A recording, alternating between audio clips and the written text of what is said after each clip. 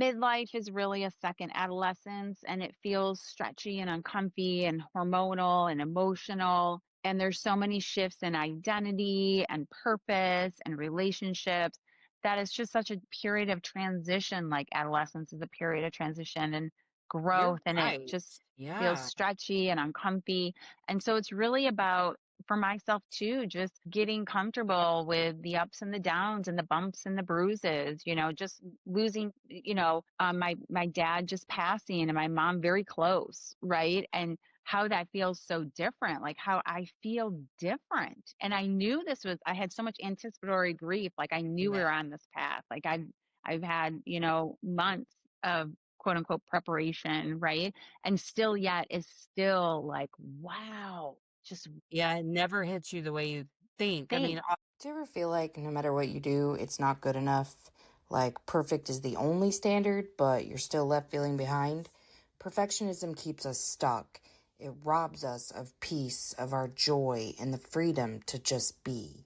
That's why I created Beauty of Imperfection, Good is Enough, a guided workbook to help you let go of the pressure, quiet your inner critic, and start celebrating progress over perfection. Inside, you'll find tools that remind you your worth has never depended on being perfect. It's time to embrace the beauty of imperfection because good really is enough. Let me remind you, you are always worthy. You already are. Get your copy of my workbook today. Emotionally unavailable. I didn't check anything because I went to take your quiz because I was like, "Oh, that'll be cute to talk about." But then that's when I recognized that I had an internet failure, and I was like, "Cool, 5 minutes before we're supposed to start. I love this for me." And so I was like, "Okay, what's going on?" I'd unplugged something, and anyway, it was a whole thing. So I didn't get to take your quiz. Now I'm gonna have to take it later. So just when you see that pop up in your thing, you'll see that I actually did do it. Oh, thank you. It sounds like a really cool quiz. I'm this is what's funny about me, and I've told this story a lot, but like the whole reason for this show is because I'm a person who takes a quiz. I mean, you put a quiz up, I love them. I don't know what my problem. Don't love academic ones, but like which Grey's Anatomy character are you? If you were an animal, what would you be? Whatever the quiz may be, I'm like, or what's your special number. So, I learned that I was emotionally unavailable through a quiz. Like Really? I've taken the Are You a Narcissist? Like, I mean, or even that one was a good one to take actually, because I did have a lot of narcissist tendencies. But like I would be like, Are you in an abusive relationship? And I would not at all feel like I would be in an abusive relationship. But I'm like, hey, you know what? The quiz might say something different. So that's kind of how this show came about, is because I was like, I don't think I'm emotionally unavailable because I was real good at trauma dumping, and so and trauma bonding with people. So like I thought I'm open. Oh, it's been a whole Mm, little couple year journey, but anyway, it's so nice to meet you. that's beautiful. It's nice to meet you too, Melissa. Thanks for Well, having me. you're so welcome. I'm so curious because you work on two ends of the spectrum as Hmm. a pediatrician and a midlife transformation expert. How in the hell did you I feel like I probably already know the answer, but I would love to hear you explain how you got into the work. Hmm. Well, I actually thought I wanted to be a psychiatrist when I went into med school. I was inspired to go into med school by my mom, who is or was an emergency room nurse back in the day. Okay. And that was when you could take your kid to, remember how we had those like take your child to work days? I don't know if Yeah. you remember those. But back in the 80s, you could even take your child to the ER. If that's where you were, Wow. you could take your child to the ER. So that's where I went. I went with mom to the ER, and I fell in love with what I saw, which is just her taking care of other people, and seeing people get better. And I was like, wait a minute, maybe this is for me, right? So I said, Mom, I want to be what you are. I want to be a nurse. And she said, don't be a Oh. nurse, be a doctor. My mom is very alpha female. She's like, give the orders, don't take the orders. I was like, Uh-huh. okay. She was ahead of her Um, time. She was ahead of her time for sure. I mean, that was a time where, women graduated and either went into education, they became teachers, or they became nurses. Yep. It was rare for anyone to do otherwise. So she was pretty adamant, and I listened, and I just followed suit. But I actually went into med school thinking that I wanted to be a psychiatrist because, well, I love human nature. I love I love the study of behavior. I think our behavior is fascinating, and why Yes. we do the things we do, and how we all come into this world just, these beautiful little sentient beings, right? And then we're in this environment, and that how that environment shapes us, and how we learn these survival skills, and how that can work up into a point until it doesn't Yep. work so well. Right? Yes. And then we get to Jesus, grow yes. and transform. Yeah. Mhm. And so, I landed on pediatrics because I also love kids. I love women and children. I just love that whole relationship. And I fell in love with kids when I did the rotation, which I did not fall in love with psychiatry when I did that rotation. I was like, Yeah. I'm hmm, not surprised. I mean, it's not you don't get to do as much of the stuff that you really wanna do in that field. It's like yeah. 15 And you're a minutes. therapist, right? Like Yeah. Yeah. yeah. Um, so to me, I felt like that's what I really wanted to do, right? But what I saw was like, that's not what I'm going to do. I'm do a lot of medical management, which is just what it is. So Yeah. I I went into pediatrics, and in my practice, I was exposed in med school to alternative ways of healing. And it actually came through a friend who said, "Will you do this alternative medicine rotation with me?" And I said, "Sure. Will you do this pediatric neurosurgery rotation with me?" Because I love the brain. I love neurology. I never thought I wanted to be a neurosurgeon, though I Yeah. did love this woman who was an incredible doctor, just incredible human, just Yeah. humble and smart. And just the way she treated and was around patients, I was like, I want to learn from her. So Mhm. he jumped on that rotation. I jumped on the other one. He became a neurosurgeon, my friend, and I became an alternative medicine practitioner, which I just think is Wow. like so divine, right? Like if Yes. you just open yourself to the invitation, there was curiosity there. And I learned about Reiki, and I learned about healing through nutrition. And it just kind of opened the doorway for me to explore all these different ways. And through my pediatric residency, I didn't do much. I did what I could. I explored, cranial sacral therapy. And by the end, I was like, I do not think I'm going to fit into this cookie cutter, like pediatric practice. So I I just resonate launched, with that so much. yeah, I just launched my own thing, I love and that. and it was So do you during, have your own like, are you a private practitioner then? hmm You're not okay.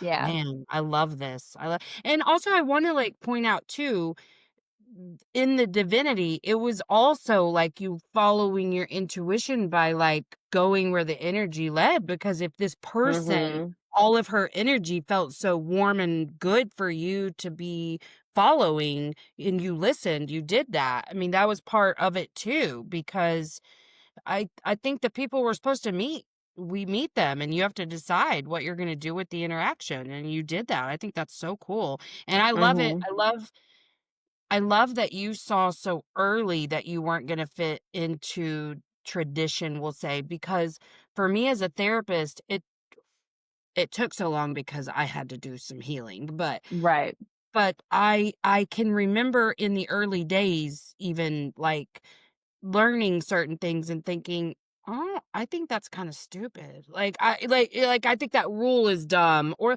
like what we're taught hmm about self-disclosure and how to behave with clients, yes, things like that, and hmm I'm like, "No." Once I went through the process of becoming, like, as much as possible, it's an evolution, but my most authentic self and feeling yes, really in alignment, I was like, "I don't care, I'm doing it the way I want because that's my magic." Like, that's how I'm such a good hmm therapist, is, like, being me, and so I don't talk any different to you than I would a client, to my husband, my children, other people's children. Like, I don't wanna wear any more masks, and so I think that's so cool that you really identified that early on, like, I can kinda do this how I want to.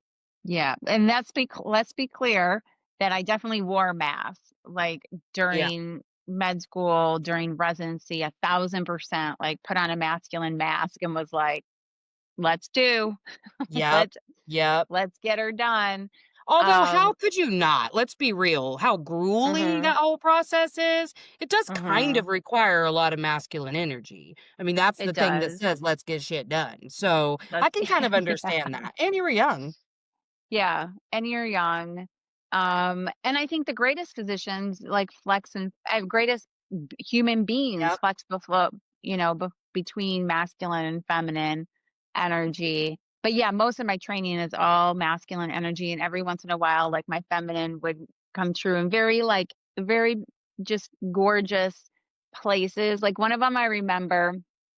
I think of like one of my he was like a couple years ahead of me, right? Like a senior resident sort of thing. And he was like, "Sue, I want you to go in and, interview this patient." It's like a 3-year-old with no adult there. Yeah. And she didn't speak our language. She was there with malaria. And like he was trying to examine her and she would start crying, right? And I went in there and just did my thing. I did my like feminine way of being, right? I was open. I was like talking to her in my head, like, "You're safe," like doing all my things, you know? And he just looked at me like, "How did you do that?" And I'm like, Hmm. "I don't know how you do you." Like, he knew all the facts. Like, if you need to know anything about malaria, dude, he's got the answer, Oh, right? Versus man. me, I'm like, "I don't know those facts and figures. I can look them up for you." However, to, like, be with somebody else and let them know that they're safe and seen, like, I can do that, you know? So there were moments during it that it would shine through for sure. Yeah. I'll never forget him, like, walking out of the room with being like, "What just happened? How did you do He's like, that?" tell me Yeah. your secrets. "Tell Yeah. me your secrets." Yes. Um, I love that. yeah, so lots of masks for sure, and just like you, like, learning how to take them off, learning how to be my authentic self, coming out of my shell, just like, I mean, I've been in practice for 23 years, so if you think about, like, a quarter century ago, alternative medicine was weird. Like, Oh, taking you were probiotics was like whack. yeah. Yeah. Yeah. Whereas now everybody takes a probiotic, everybody's Yeah. like, "What's your supplement regimen?" But back then, that was weird. That was different. That was strange. However, I just felt like you said, like, that feels right for me. That feels like the place I'm to be. That feels like I'm here to give people a home that didn't otherwise have a home. I work with a lot of kids who like what I say are falling through the cracks of standard medicine. Like Mhm. they're doing all the things, they're doing the diagnostic tests, they're taking the medication, but yet their symptoms aren't going away. And so through that process and through just practice and systems, like I'm sure you developed your own, right? Then I'm able to really help them restore and rebalance health through, nutrition and in my practice. But how I got to working with midlife women in their 40s, 50s, and 60s, again, same thing, right? Melissa, is just like following your heart, following your instinct, following the breadcrumbs, following the intuition, I just kept, women kept saying like, "How can you help me?" And I kept trying. Like I would be like, "What Mhm. about this?" And like it was a miss. And then they're like, "I want you to do this." And I'm like, "But that doesn't feel right for me." Right. And so it was like 4 entrepreneurial journeys, that didn't work out. And then Yeah. landing on this one where it's like, okay, I love this. I love coaching women. And it makes sense. It's like a full circle moment. I was like, I went to med school to be a psychiatrist. I went in because I love human behavior and helping people heal emotionally and be happy. And so now I'm just doing that like in a different form as a coach for midlife women. I love that. I love that so much. And I imagine too, it's like, especially when you're really tapped in, I I feel like for myself, this is my experience more recently, so I kind of wonder if it's yours too, where working on that spectrum, um, because I feel like I see people's inner child more than I see who they are right here, right now. Like Mhm. I feel like I'm pretty good even at intuitively like, I think you got stuck around this age. You know what I mean? Yeah, beautiful. And but Mhm. like then you see kids and I'm like drawn to the process of the way they're developing. Like I'm like, "Oh my gosh, I'm just Mm. the parallel between you and this person that's this age and, like, who got stuck around your age. Like, I just watch these kids. I don't, like, work with kids really anymore, but I did last year, and I was just amazed at, like, gosh, this is how it happens right here. Like, you're at that phase where people get stuck, you know what I mean? So do you have Mhm. that experience too? Yes, and I mean, in my pediatric practice, I'm really focused on the symptoms, right, and getting them to resolve. In my coaching practice, I work a lot with Ericksonian developmental stages, right, where we're, the theory that we're all going through these developmental stages and we can get stuck. Like if we go through an experience where we're testing our independence, right, and we're shunned or shamed or shut down for whatever reasons, right? Like we can really not grow necessarily, like grow through that phase. And so there's a part of us who's still cycling, who's still working to develop that, right? Yeah. Um, and like one of them, Melissa, like, and like you say, it's like an evolution. I'm still in personal growth. Like it'll never stop. My dad just passed and he is 92. And I'm telling you, he was Wow. growing up until the last day, Yeah. right? Like there was still spiritual growth happening. I One of love the things, that. yeah, I do too. I do too. One of the things that, I'm working with right now is, because I saw you have like a workshop or workbook on it, is being Mhm. seen, Yeah, right? yeah. And there's this part of me as a little, preschooler that felt like I get to be safe by being quiet. Like if I'm Mhm. quiet in this household, I'm going to be safe versus if I'm too loud, if I'm too much, if I'm too crazy, it's going to Yep. create more chaos and we don't need more chaos in this household. We need more calm, right? And so just really working with that inner part, the little inner preschooler, who's like, Yeah. it's okay, Sue. Like you can shine, like and so I Yeah. do a lot of work with women around that too. It's just I think it's cool. It's like almost like I am a pediatrician, but I'm now like helping the inner child heal Yes. within That's within the exactly what you're midlife doing. within the midlife woman, right? So it's like it's a Yes. very cool evolution. When I first came across, like, the concept of reparenting, I was like, "Well, hello." Like, I absolutely needed that, and I think when we start to understand that every single one of us is stuck in every one of these ways at least a little bit and to figure Mhm. out your particular patterns, I think that's where almost the awakening really happens because Mhm. it's not just if you experienced this or that, it's all of us because nobody is capable of meeting every one of your emotional developmental needs. Nobody. Amen. So even if you had good parents, good, like if even if your parents didn't beat the shit out of you or whatever, like you didn't get all of your needs met. And we Mhm. learned maladaptive coping from a very young age. And so for me, it was like really eye opening to be like, oh, this is why I still feel betrayed all the time. Like just Mhm. understanding, like, oh, my expectations weren't met. And I learned how to create this fantasy world of expectations and then to feel very betrayed by it and blame that betrayal on everyone around me. I mean, my Mhm. victim consciousness really that's really when things changed for me, like, "Oh, okay, I'm the problem, great." I But love how you say patterns too, because I love really honing that for women. It's like it's not mhm. you, it's just a pattern, right? And Right. talking about betrayal reminded me of one of the women that I work with, and she was so sweet. She was kind of teed off because like she was working at work and she felt like everybody else at work was working on their side project and she's really passionate about her side projects, but was actually staying in line with integrity of doing the work that she was hired to do, right? And so I said, okay, like I always think about like the problem's never really the problem. Like what is this really? And so we talked about integrity, we talked about betrayal, and then how that was happening in her own household with, one of her children Mhm. it was experiencing this, right? And I said, okay, and like and it was just so cool to get to like the root of it. It was about how her dad, she felt betrayed by her dad because there was so much infidelity in her Mhm. parents' marriage, right?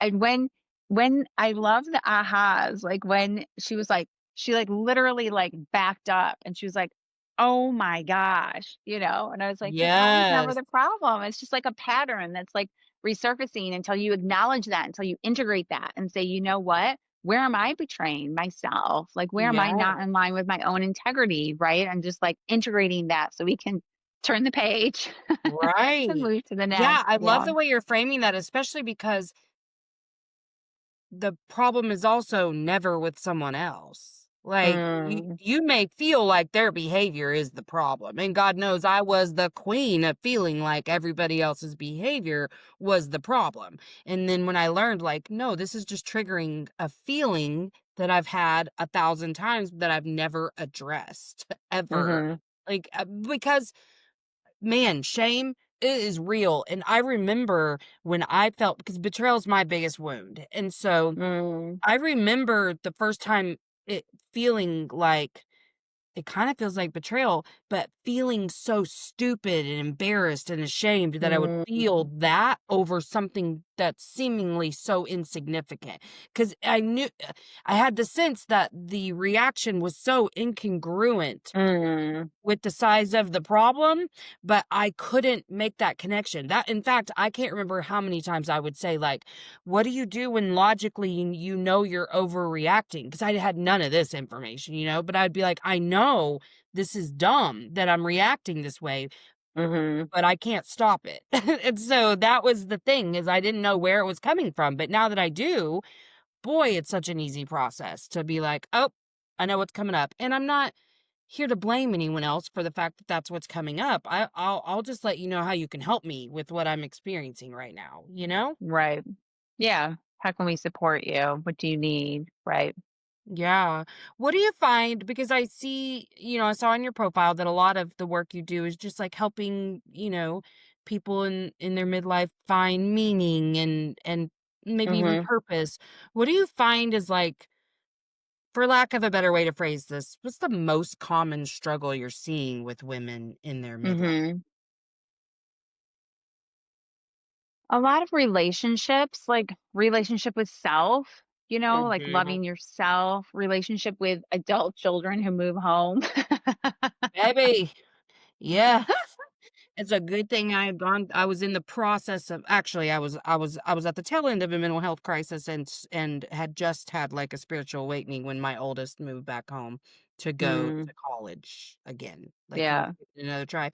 So he left me for that. But yeah, it's not easy. Like, yeah, it can be a struggle. Though I still think they're activating things inside that you still haven't integrated, right? Um, Absolutely. That's what so kids are so good at doing, aren't they? they are.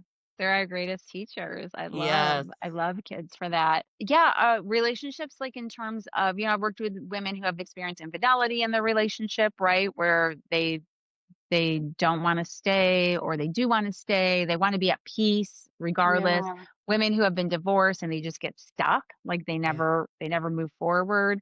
They haven't moved forward yet. So a lot of relationship things, a lot of transitioning careers, right? Like, what's my next evolution? Like, how do I get out of this thing that I used to do, bring me joy and it's not anymore, and what do I do after that? Yeah. Um, I just feel like midlife is really a second adolescence and it feels stretchy and uncomfy and hormonal and emotional.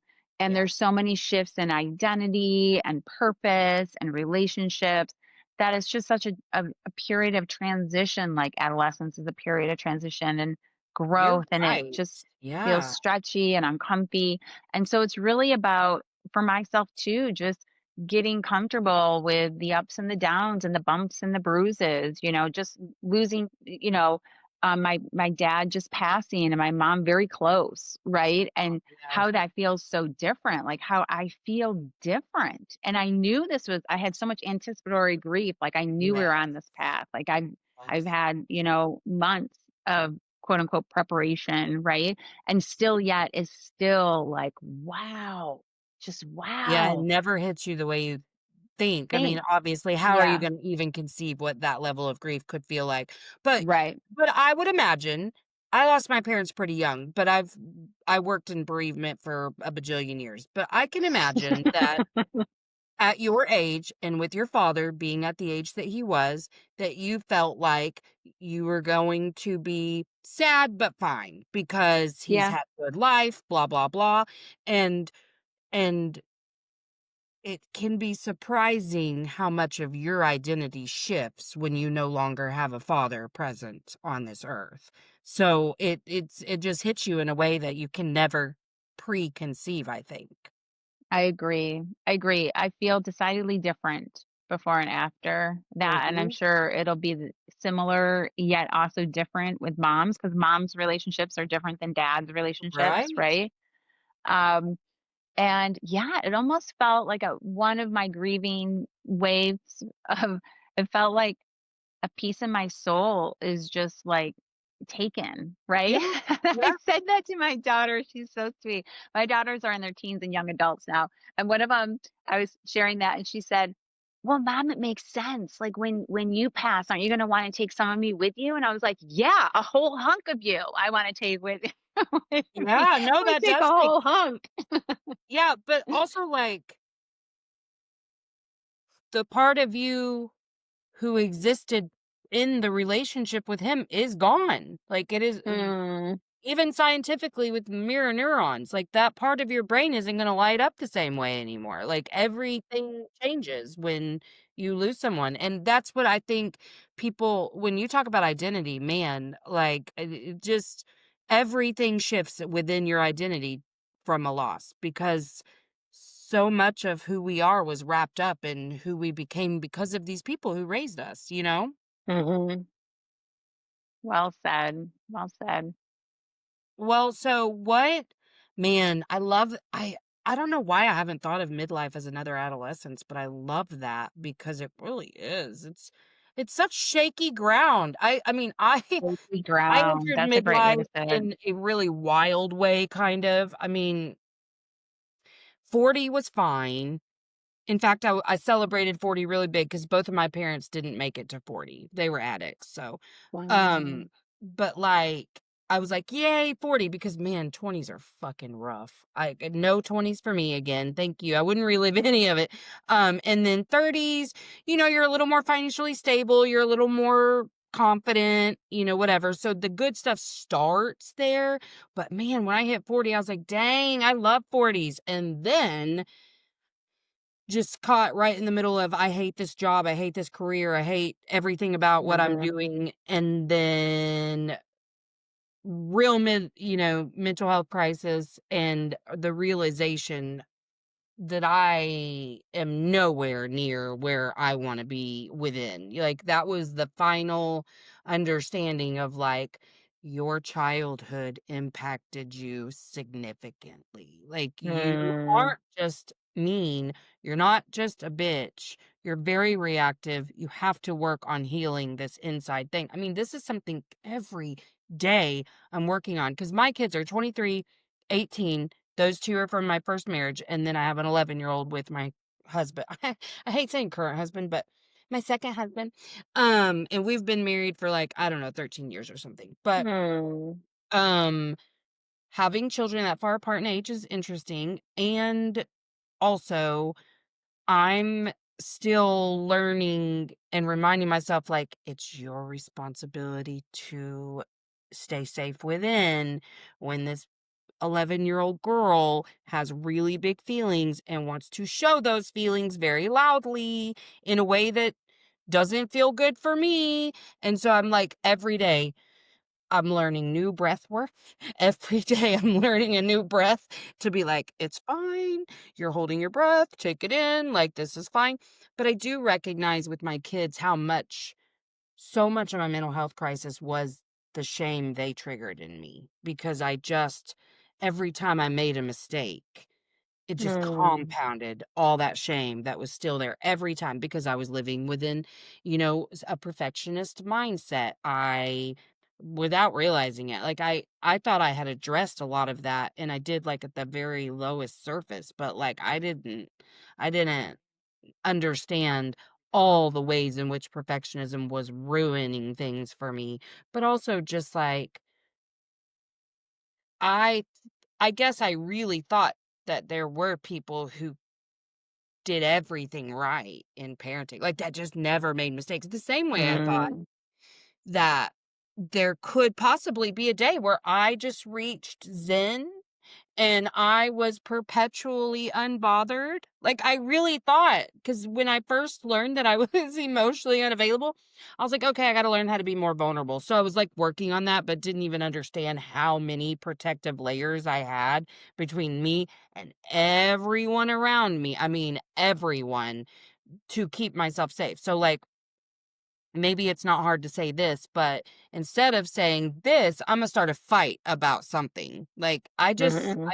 I had a really tough time being vulnerable, but I was working on that, and then I just realized, like, damn, I really there's a lot here to fix. And so I just recognized, like, oh, okay, I'm trying to become this perfect person in essence, and like Buddha, like and then I had to realize, like, those monks are so peaceful because they don't have any stress. Like, they're literally doing what I they do, and that's I it. They have don't have children saying shit bitching them. I have this saying that the best thing I ever did for my children is fail to be a super mom, because I had the sense that I really in the beginning, I wanted to be the super mom. I wanted to do Mhm, everything, quote, unquote, "right," right? mhm. And that just made me feel miserable and also wasn't authentic. Like, I would pretend I like baking when I don't. I would pretend I like the water and swimming when I don't, right? And so And you're shift miserable when you're doing stuff with them that you don't like. Yeah, and the fact that, like, they can see through all of this, right? So then as you grow and as they grow, right, sharing the things that I don't, and then allow how that brings, like, that authenticity, right, is what really connects us, right? So when I go into the ocean and my daughter's like, "Mom, it's okay, like, breathe," like, she's holding my hand, right?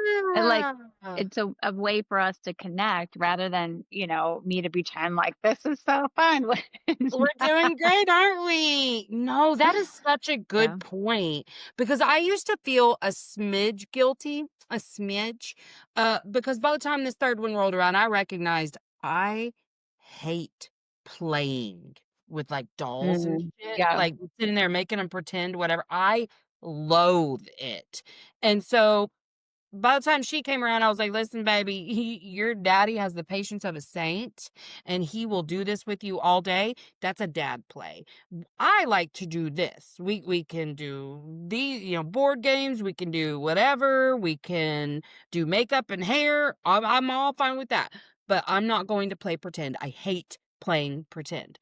And so she like just learned that's not a mom task. That's a dad task, and it's okay. But I guess intuitively, I just started finding activities that didn't make me miserable because truly, if I'm just being 1,000% honest, I don't like momming small children. It was not my Mhm. forte. The baby stage, perfect. Real good at that. We can do this. I can even be sleep deprived. I'm the best newborn mom. We're great. But then once they start walking around and like getting into shit and you're just nonstop, no, no, no, I was like, I can't do this. I mean, literally at 15 months with all three, I was like, okay, well, we could put you up for adoption for a couple years and I'd be all right. Like I could not stand the toddler phase. About 4 was when I was like, "Oh my god, it's so magical. Like we're having great conversations." Like I just don't like meaningless like, oh, tasks cuz little kids require a lot of tasks. You got to make all these food items or whatever. And it just was not it brought out so many of my weaknesses truly because I was like, "Ugh." Mm. It made me feel awful because I thought good moms enjoy all of these phases. I mean, I thought the mom I was going to be before these children were real was going to just love it. I mean, I was that kid that was fantasizing about vacuuming my floors and like making cookies for my kids. I mean, I'm sure I was just creating a world outside of the trauma I was living in, but still, like, I thought so many different things than what's actually happened. And I would just judge myself so harshly. And I don't think you have to. Some people don't like the newborn phase, some people don't like teenagers. I prefer a teenager. They're a little scary, but I prefer them. Yeah, I think the authenticity of it all is, yeah, just being honest allows your kids to be honest with you too, right? Like one has Mhm. shared, I don't know if I want to have kids. Seems like a lot of work. I'm like, it is a lot of Mhm. work, right? So I feel like it's a growth opportunity for you to really own like who you are and what you love and what you like, yeah, don't really love that. And then also Yeah. giving them, the same um ability to share, what they like and what they don't like. Yeah, So, well, it yeah, shows agree, them that, like, authenticity. if a group is wanting to do an activity that's just not their favorite, that it's okay for them to be like, "I don't think I'm gonna go to that one," or, like, Mhm. I don't do kinda anything I don't wanna do anymore, like, I don't go to a family activity if it doesn't sound fun, like, either with this immediate family or, like, my husband's family, like, whatever, I'm like, "I don't wanna do that, I'm not gonna do it," and I do feel like that's been helping my daughter say like or at least she'll ask me to help her to say no to stuff. Like, and, we're Yeah, kind of in a co-regulation area with that where she's recognizing I don't wanna do this, but it's hard for me to say whatever. So absolutely. I'm more than willing to help her with that. But I can see where that's been an evolution that maybe wouldn't be there if she was seeing me say yes to everything. Mhm. Absolutely. I think that's a big part of I work with so and the personality quiz, which you haven't taken yet, but if you go to my website, take the quiz, it's a personality quiz, like, what's your midlife personality? And there's 4 types, Yeah. and Um, one of the types, I'll go through them, quickly, but what you're touching on to me is like the giver type. So the visionary type is like the Beyoncés of the world, like twirl on them haters. They're so confident, they're so courageous. We Yes. all like bow down. We're like, how Yeah. are you like that? Um, and that's their gift. Their obstacle or their challenge, their growth opportunity is really with vulnerability. So they very much like bowl over people in their way. So intimacy, really taking off the mask, really letting people see where they're vulnerable, who they truly are, can be a challenge for them. That's a visionary mama. The inspirational mama is like the the positive one, like the one who's all sunshine, the one who the glass is always half full, right? You go to them to feel better about the world. They're very magnetic, they light up a room. The downfall is they like shiny things and everything shiny and fun, and it can diffuse their energy because they get just overwhelmed and exhausted because they're going in a Yeah. million directions.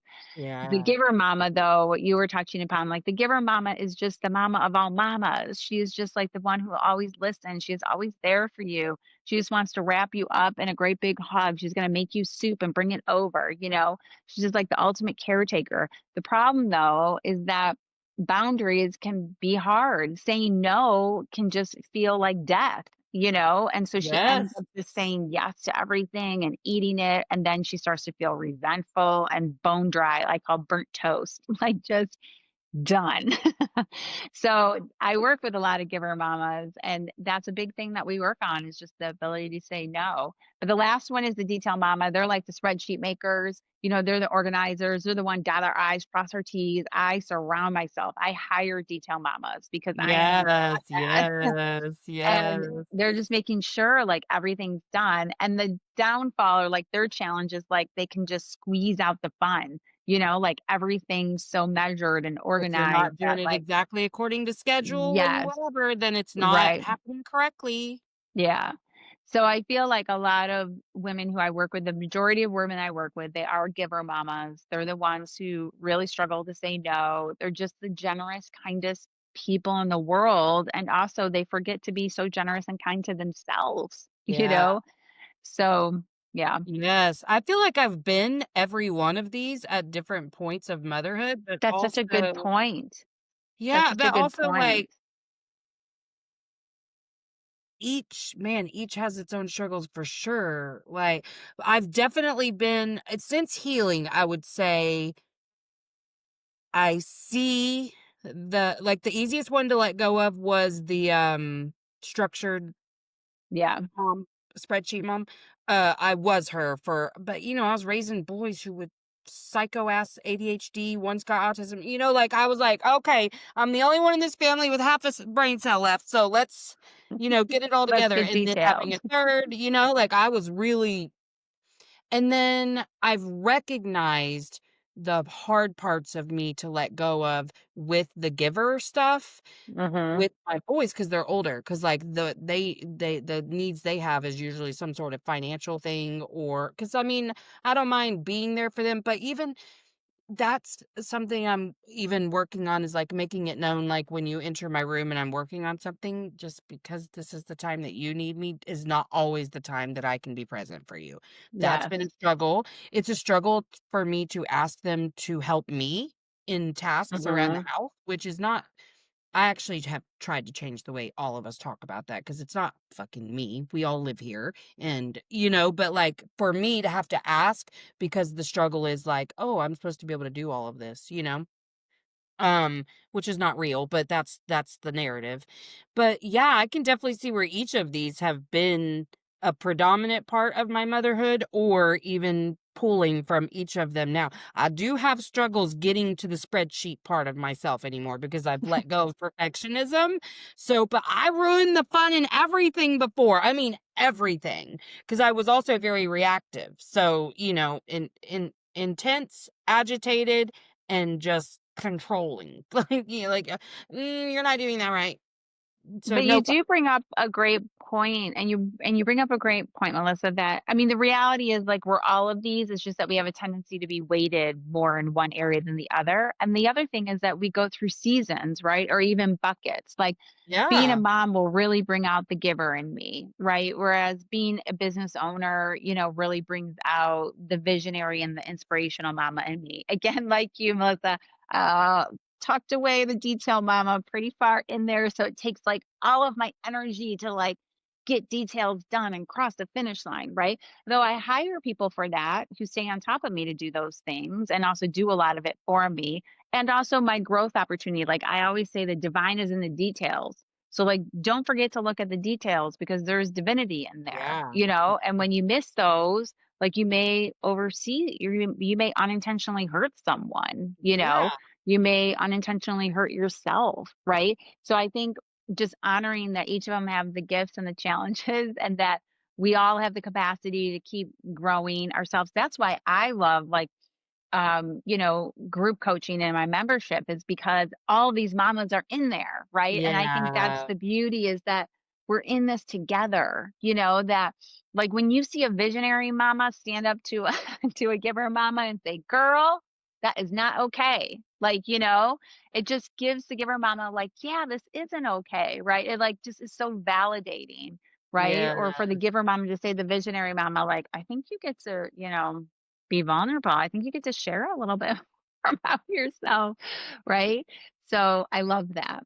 I love it. Yeah, I don't think I've ever really been the real positive, like, rainbow sparkly I don't think that was ever me. I don't That's been very small part of my personality in general, I think. Well, no, that's not true. Actually, that's who I was w When you were in. little? Well, just always, like, in front of others, it was always not at home, Mhm. because they got all of the shit I wasn't willing to share in the daily life, with Yeah. strangers or even acquaintances.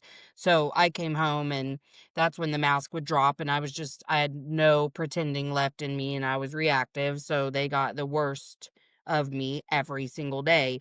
But out in public, it was very sunshine, rainbows, I mean, like, with an edge. I've always been a little edgy, but like, very, "We can do this," and, but not, like, addressing any real emotions, or, Right. us women, we really feel like we're supposed to. That's why sometimes I get frustrated, for lack of a better word, when people talk about, men's struggles, so in such an isolation, and I can understand where they're coming from, but I also am like, yeah, maybe we weren't told to man up, but we were told other things that said, Hmm. we weren't allowed to cry that much more than boys were, like, especially in, like, young childhood. everyone in my generation and older that I know was told, "Stop crying or I'll give you something to cry about." So it's not like we were always allowed to express Mm. things, you know? And so while in general it's known and understood that women have emotions versus the men, you know, feeling like they really don't or looking like they really don't. But I don't think we're that different, truly. I mean, biologically, yes, but in terms of our needs and whatever, when you get down to the core, I just don't think we're that different. And I don't think that there should be such like a conversation of like men in like they have an increased sense that they can't show emotion. There are plenty of women like me who did not get vulnerable with others Mhm. in the Yeah, same I way, agree. quote unquote, I a think it's man would. just human. I think it's Mhm. human. I don't think it's like a sex thing. I just think it's a human thing that Yeah. and I think in our culture, there are cultures where, even for grief, right? Like there would be grief circles or grief rituals or grief processes that I would be able to just like it would be part of like the culture, right? It would be Yeah. like Sue's dad just passed. Here, we're going to circle up. Like Yeah, they would there'd be just a be whole like, thing. Yeah. there'd be a whole thing, right? Whereas, in our culture, we really need to create that space. And I think that's what you and I have learned to do is like create those rituals, create our toolbox in order to process these things. I agree. I think it's not a male or a female thing. It's just a human nature thing Mhm. that, that and a cultural influence of not being able to fully express emotion or feeling awkward as we do so. That's what one of my family members said, and and we just went through dad's services and she's like, it's just awkward. And I'm like, yeah, I think grief's awkward. Like, I think It it's an awkward in between, it just feels awkward. It feels weird. It's not someplace that you just kind of want to hang out. Right? You wanna be yeah. get Well, away because from it.